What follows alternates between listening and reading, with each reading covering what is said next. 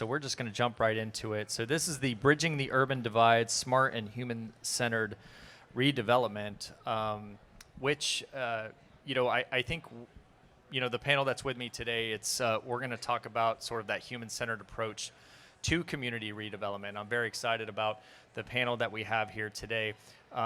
If you all see a card in your seat, please fill it out. If you have a question for our panel throughout, I'll collect those. You can bring those right up to the stage or just pass them to the end of your row, and I'll make sure that I get them.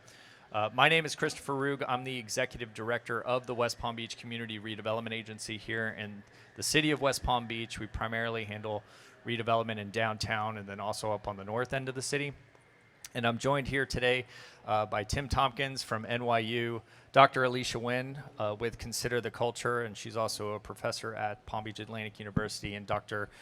Jason Hallstrom with Florida Atlantic University, who helps with the Center for Smart Streetscapes, and we're doing a lot in the community. So with that, we're just going to kind of jump right into this. So first, I'm going to have our panelists just spend a few minutes here framing out the discussion about human-centered approach to community redevelopment, starting with Tim Tompkins. So Tim, thanks. Welcome. Thanks for being here. Sure. So what does smart human-centered development, what's it looking like across the country? And what we're seeing at Brookings Institution, a national think tank, and NYU are things that I saw when I was managing the downtown development entity for Times Square in New York. And then before that, when I was working with community groups in the Bronx River, two very different places, which is that the neighborhood is the unit of change. At a time when the world is literally at war, when our country is more divided and distrustful than ever, the neighborhood is a place where change can happen. And what's happening is that 25, 50 years ago, the DDA here was started in 1967, I just learned, the CRA in the 80s. Many downtowns in America were really struggling. And what worked was when people focused on that place and they said, we're going to collaborate, we're going to convene, we're going to curate this place. But the people around the table, it was the private sector, real estate, it was the public sector, government, it was philanthropy, and it was not-for-profits that knew the spirit of their place. And what's happening now is that there's a focus on how does that work in neighborhoods and places that are different, because every place is different. I like to say, think small, and one size does not fit all. So what's that mean? That means that in places like Atlanta, the mayor is saying, let's get all our different agencies to think through the lens not of transportation or education, but the neighborhood. And then in Florida, really interesting things are happening. There's an organization called LiftJacks in Jacksonville that's taking an integrated approach and a long-term approach that involves what someone said yesterday: if you control the land, you can control your destiny. Some of the folks that were involved in transforming West Palm Beach downtown, Chris, Raphael, are saying, how does this change? How do we do this differently in a place like Coleman Park? And how do we do it differently in a place like the historic Northwest, which you're going to hear about?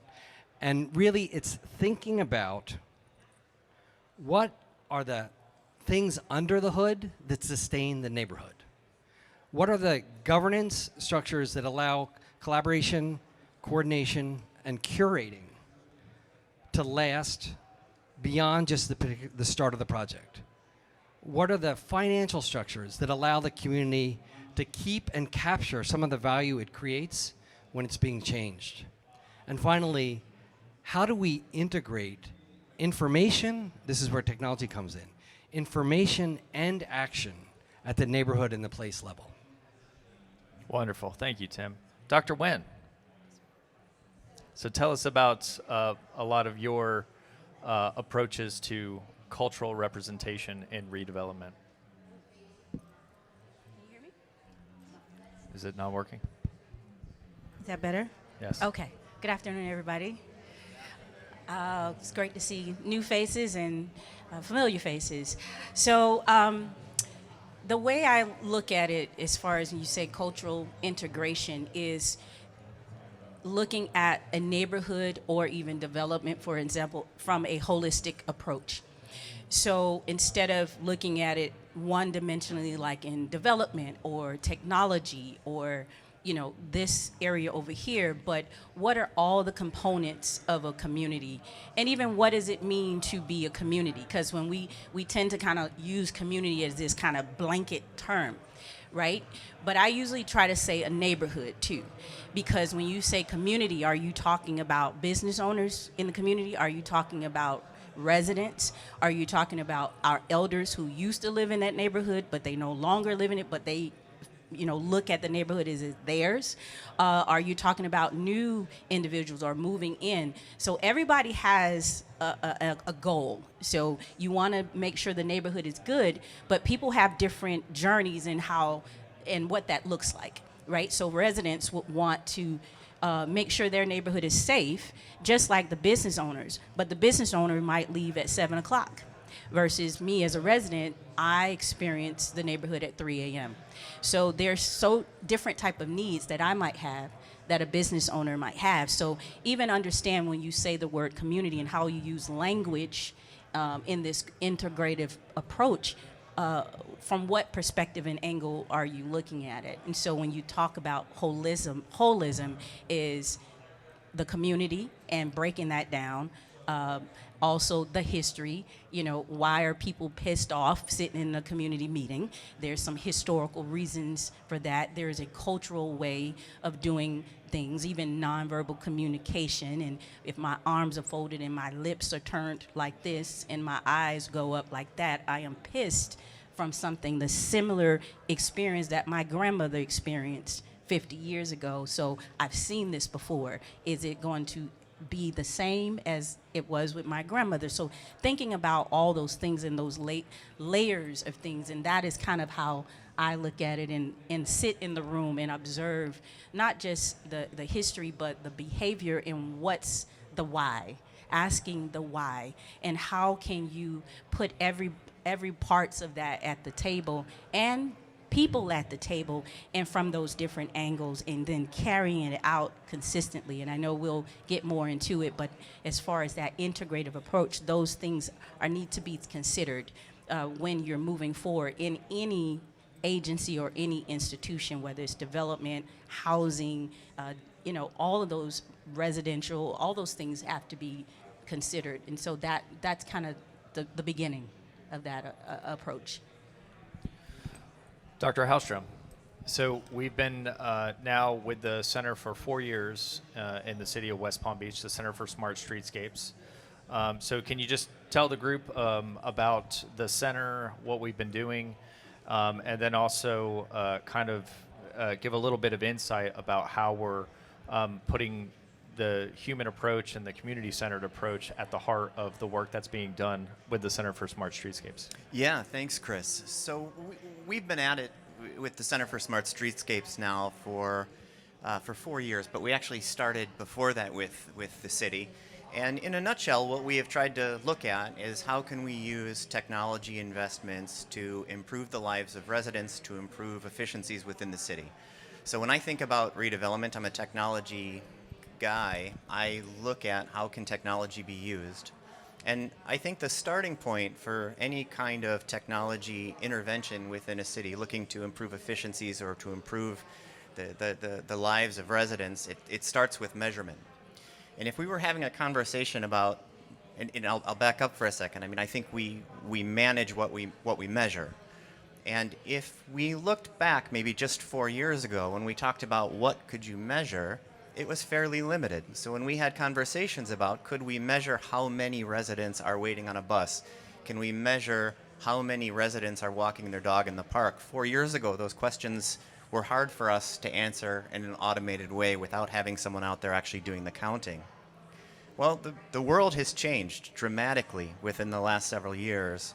And we look at, I know everybody hears about AI, you've probably heard about AI more than you want to hear about AI, but AI has had a fundamental impact on what we can measure. So I think when we think about the Center for Smart Streetscapes and technology interventions within the city of West Palm Beach, there is this really interesting tension between what we can measure, and it turns out we can measure anything. Anything you might want to measure that you can see with a camera, that you can see with your eye, we can use AI tools to measure, to count, to time, all of that. So anything you want to measure, we can measure. But the tension is that we shouldn't measure everything. That the tools that you use to measure something fine-grained, like how many people are waiting to step onto a bus, for example, it's a very powerful technology that measures other things that you may not wish to measure. So I think one of the important lessons that we have learned through the center and the work with the city is that the world offers you high fidelity, and that's not always what you want. Low fidelity is often plenty enough to get at the questions you're trying to answer. So just as to make that concrete, we have a project we've been running with the city now since, I forget the date, 2017, maybe 2018, that's focused on understanding mobility in the downtown. When we started that, cameras were an initial idea, but that made folks uncomfortable. And so we went with a solution that measures signal traffic, basically, the volume in some sense that comes from your phone. So no data or anything like that. Now it turns out it doesn't give you as accurate of information as you would get from a camera, but it also doesn't reveal the same things that a camera reveals. More recently, we have begun to use camera data, but in a very specialized kind of way.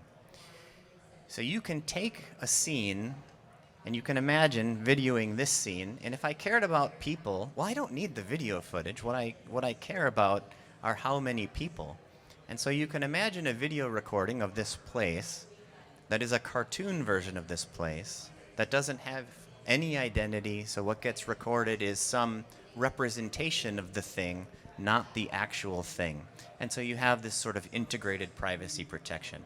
So I think this tension between what you can measure, which is anything you could imagine, and what you should measure is really the critical balance that we need to find in technology interventions.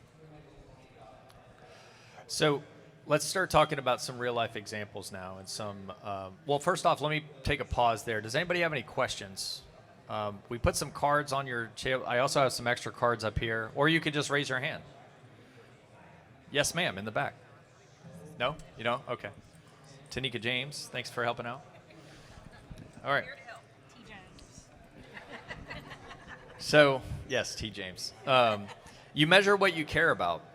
Yeah, I'm not sure who said that either, but how do we get better at determining what we care about? Which I think is a great question, right? I mean, when we measuring what we care about is really important, and I think, you know, Jason, when I think about the center, when we first went down this road of saying, okay, we're gonna bring all this technology to the city of West Palm Beach, we didn't want to do it in a vacuum, and the novelty of the center was that we were going to go out and do the community engagement first and foremost.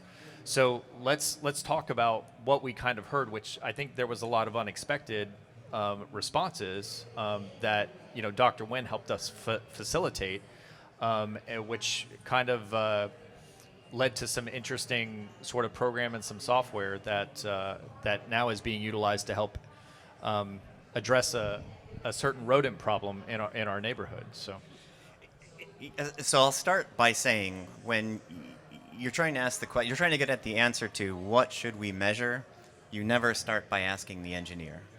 Okay, and I say that kind of jokingly, but not so jokingly. So engineers know how to measure all kinds of different things, and you tend to want to use the tools you build. That's maybe not the best way to approach that conversation. And we're also just not in the best position to understand what the real problems are or what the sensitivities might be to the technology being introduced. So we've been very fortunate from the beginning of the project to be really deeply integrated with the CRA and the city and the ongoing community engagement that's led out through the CRA. And so I remember one of the early conversations, I think it started with Dr. Winn. We were talking about the work we had done in the heart of the downtown, which was all about understanding human mobility in the downtown. We said, it's amazing. We've got this tool set. We could move it to the historic Northwest. It would be fantastic. And I think, you'll have to correct me if I'm telling the story wrong, but the way I remember it is Alisha said, well, yeah, but we don't care about that. Is there something you could do about the raccoons? And that started a conversation that continued throughout focus groups and community meetings and other kinds of events that led to the development of again, you manage what you measure, led to the development of some computer vision tools that can identify raccoons and count the number of raccoons in an area. And incidentally, that's running today in the downtown corridor. So you can see that downtown and turn on the little finder, and maybe there'll be a raccoon, and you'll see the thing get counted.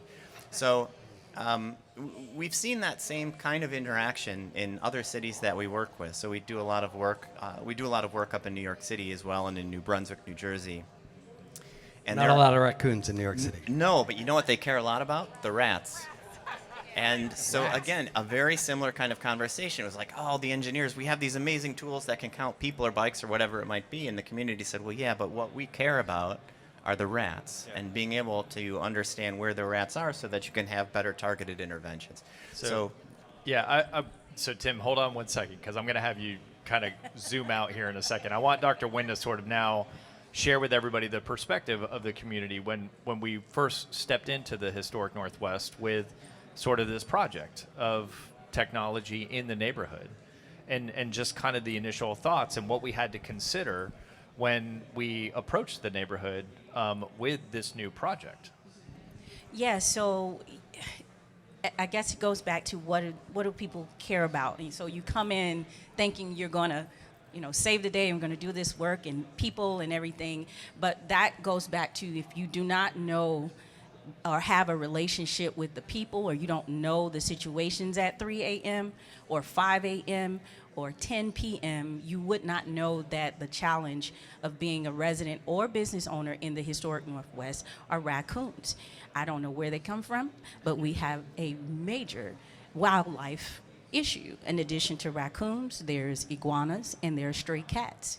So, and I have a personal experience with raccoons. And see, sometimes you hear raccoons and people kind of chuckle and say, but if you are going to take out your trash and you see a raccoon the size of a dog in your backyard or meeting you at the fence, then it's real. And especially if they're getting underneath your house, they're damaging your yard, they're damaging the yard of the businesses, and you see that consistently, that is an issue. So, so when Jason and I were talking, we had, people, and I was like, well, he's right. I don't care about whatever you have is going on with what you're doing. I know that in my yard, and people don't believe me, is that I've trapped at least 30 raccoons in my backyard alone over a 7-year span, and that is real.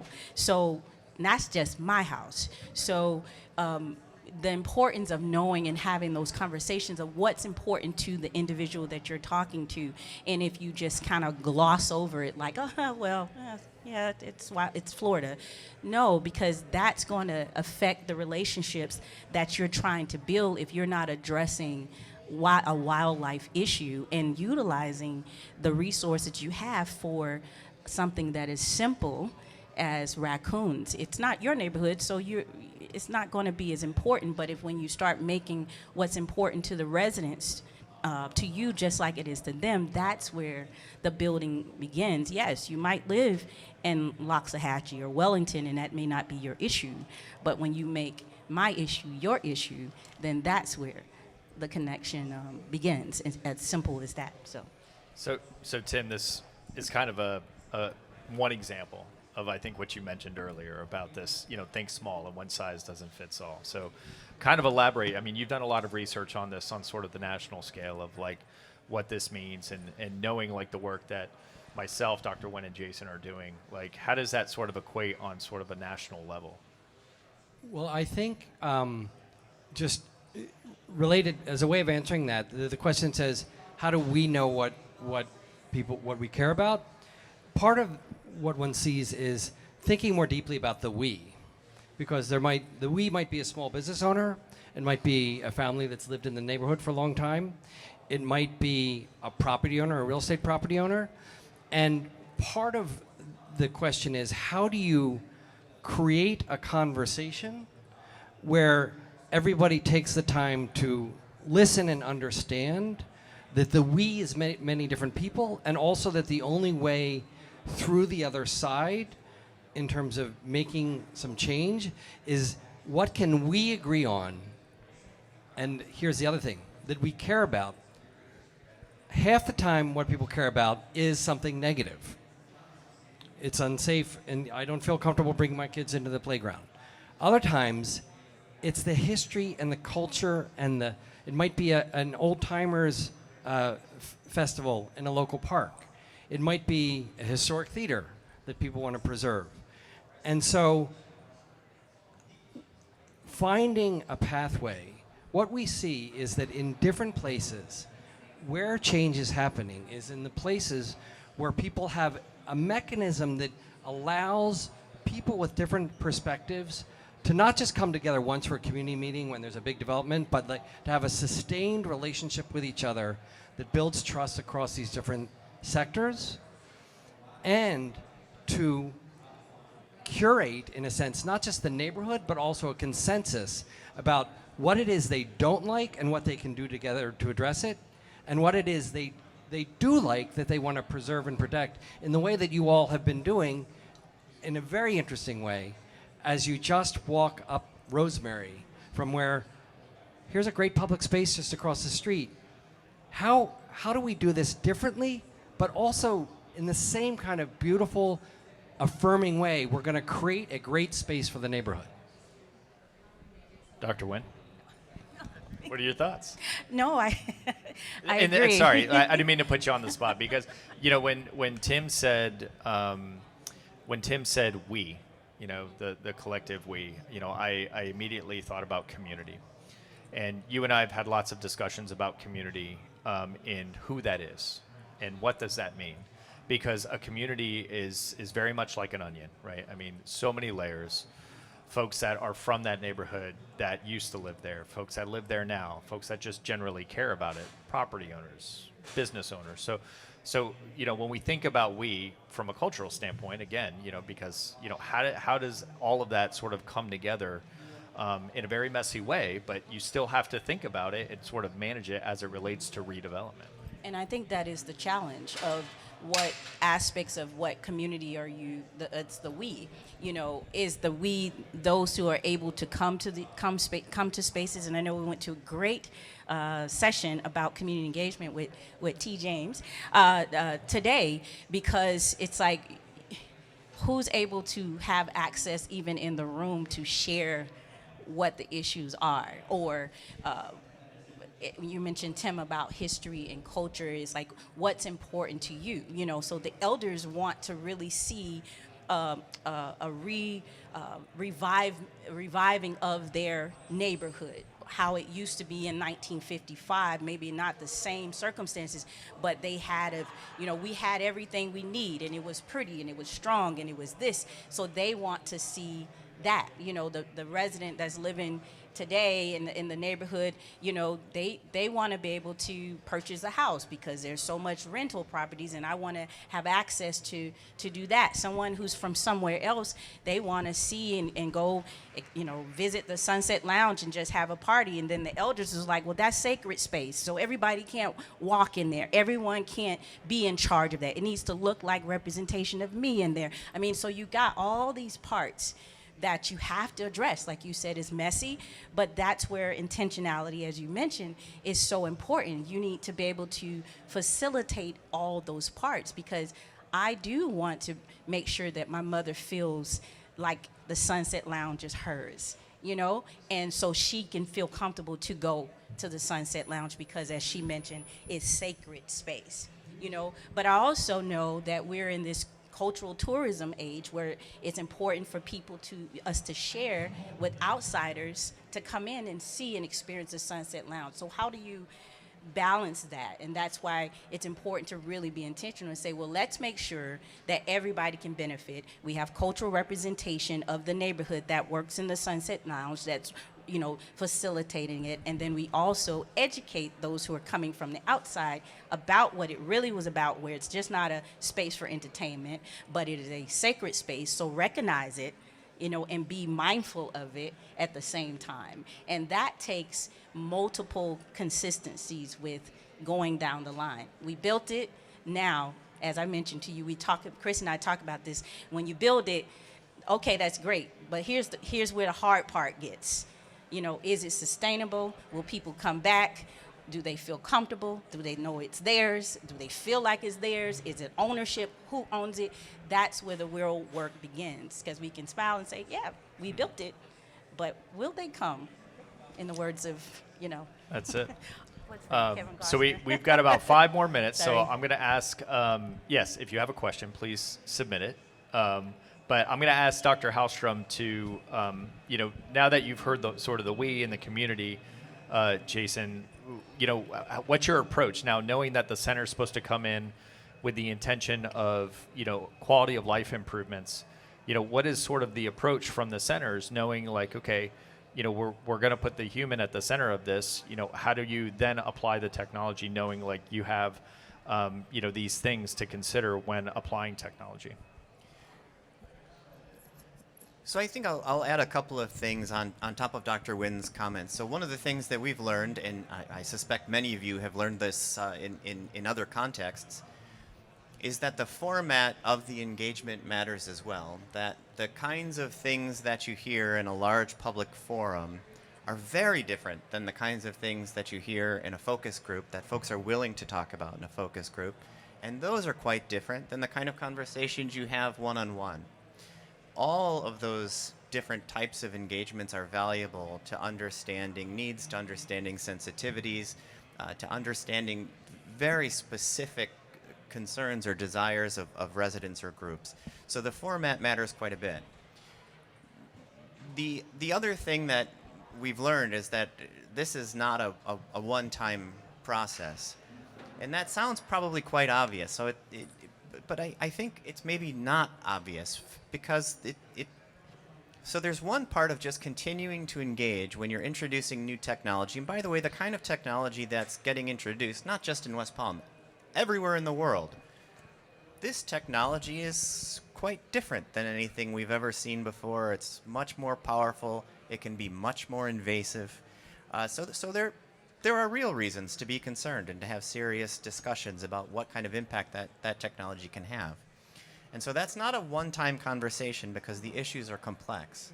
And so you have to continue to have these kinds of engagements from the beginning throughout. And it's not just, okay, everyone's on board, we deployed the technology, great. There has to be conversation afterwards. And this is to Dr. Winn's earlier point, that now it's about, even on the technology side, is this sustainable? Will the neighborhood continue to embrace it? Does it still meet the needs of the community? Because not only do the needs change over time, but our sensitivities to technology change over time. And we've seen this move in both directions in the case of cameras. So in the case of cameras in West Palm Beach, what I hear at the CRA meetings, and I'm not at every CRA meeting, of course, but what I hear 5 years ago, I heard concerns about cameras. That's not what I've heard this year. So I hear a stronger interest in cameras, because it's very difficult to talk about, do you want cameras? That question doesn't make any sense on its own. That doesn't make sense for any kind of technology. The question only makes sense if you talk about the application in which it will be used and the value it will provide. Do you want cameras to count this? Do you want cameras for public safety?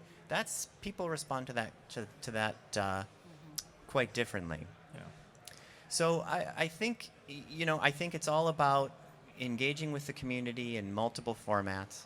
I think it's about continuing to have that interaction and continuing to understand how groups are responding to the technology and how their sensitivities are changing over time. Because, by the way, just to complete that train of thought, we've seen a different reaction in other municipalities where folks are moving. Originally, it was, let's get cameras, and then that attitude has shifted because there was a security breach or whatever it might be. So I think it's about just continuous engagement. So we're at our last minute, and I do want to give you all some takeaways. So I'm going to go right down the line, starting with Tim. So Tim, if you could just express your takeaway to the group, Dr. Winn, and then Dr. Hallstrom. Think small, and one size does not fit all. And I'm going to add in a phrase I heard from Tanika James, which is mindful growth. We want growth, but we want it to be mindful by integrating information and action at the neighborhood level? Be consistent. Who you start out with the project, by the end it may change. So making sure that what was started at the beginning is carried out based upon the input that the people stated what they wanted. And people need to be able to see their ideas in the projects from the beginning to the end. We manage what we measure, but the tools you use to measure it have to be scoped to the problem, to the context, and to the community. Everyone, please thank me, or join me in thanking our panel. You know what I meant. You know what I meant, yeah. Oh, I deserve that one. Thank you all so much for joining our panel today. I really appreciate it.